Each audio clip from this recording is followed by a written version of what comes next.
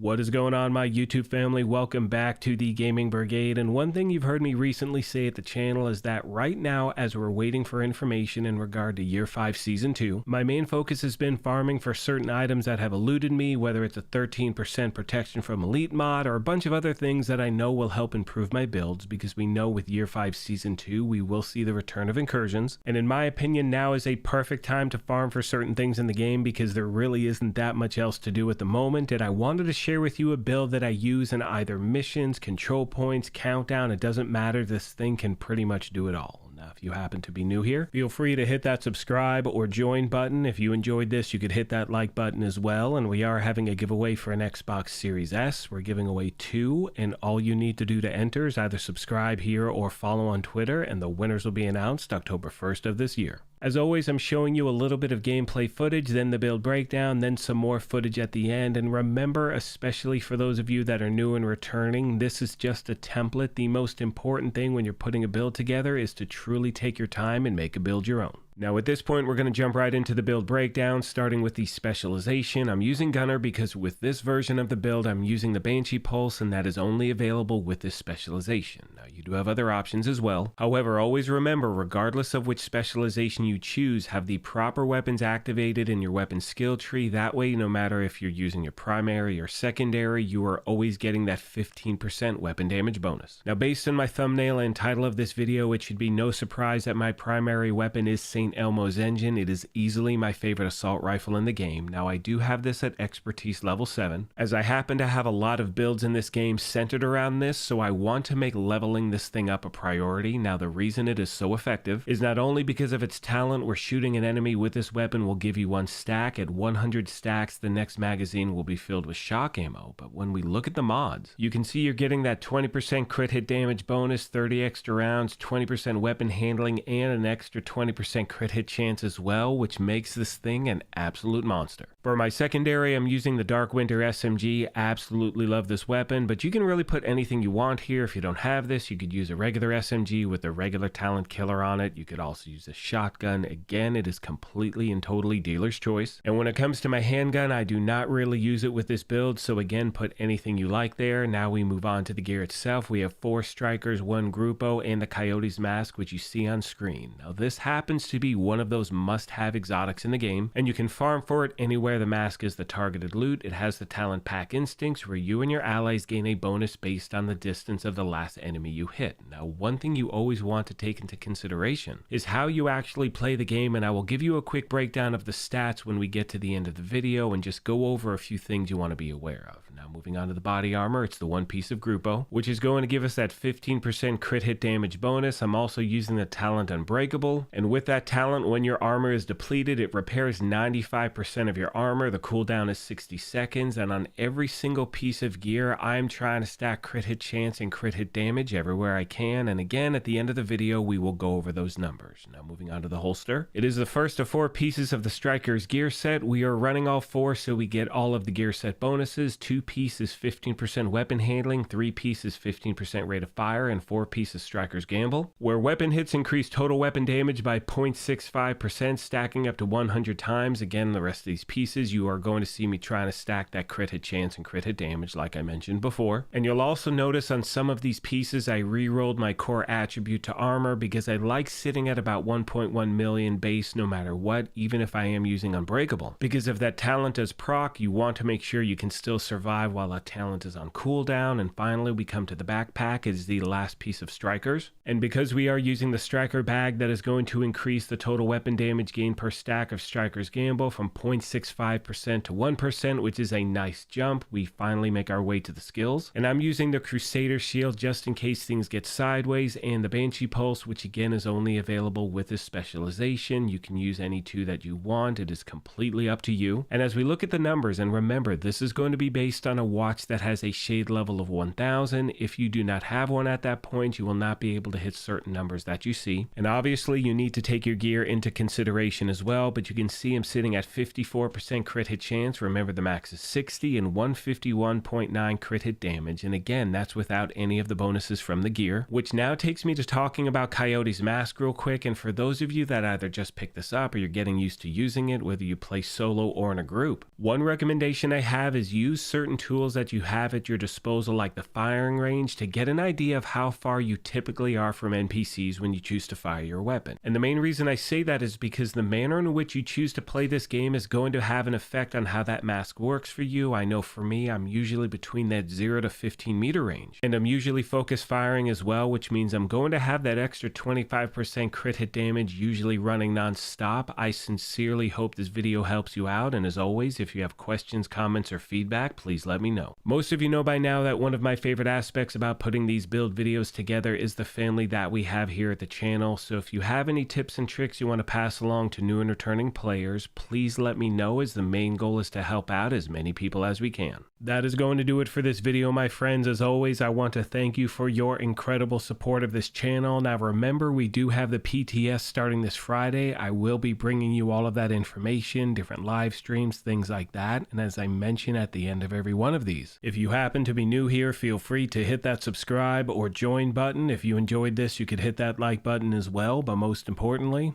take care of yourselves, be kind to each other, and we will talk to you soon. Thanks again, everyone.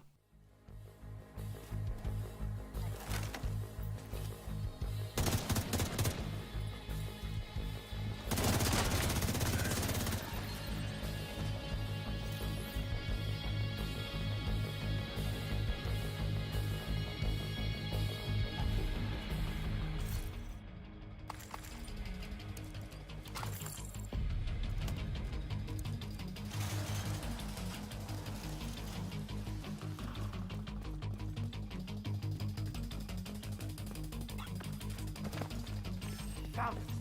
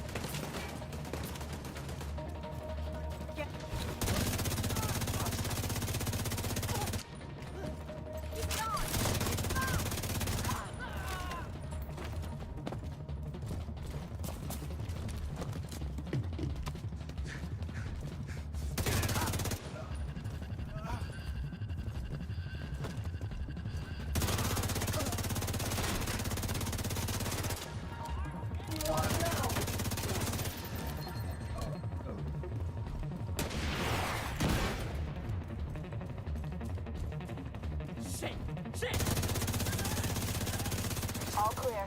I repeat, the compound